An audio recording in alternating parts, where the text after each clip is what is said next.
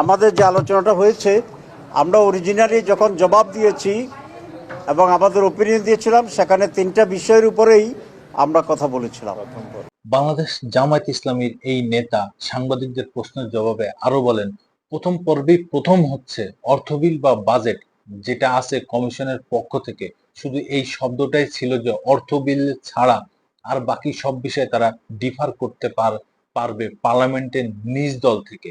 কিন্তু আমরা বলেছি না, আরো দুইটা বিষয় আমরা যোগ করে তখন জবাব দিয়েছিলাম।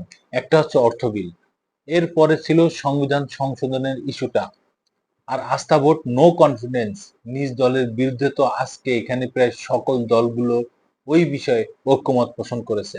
আমরা একটার সাথে তো একমত আছি। আমাদের প্রপোজাল ছিল, আমি অন্যান্য দলগুলোকেও এই জন্য অভিনন্দন জানাই যে আমরা সকলেই এই তিনটা পয়েন্টে 70 অনুচ্ছেদে যে সংশোধনী এটার ব্যাপারে ঐক্যমত পোষণ করেছি। বাকি আলোচনা পরে করা হবে। আজকের এই বৈঠকে 30টি রাজনৈতিক দল যোগ দিয়েছেন। তারা একে একে তাদের মতামত জানিয়েছেন।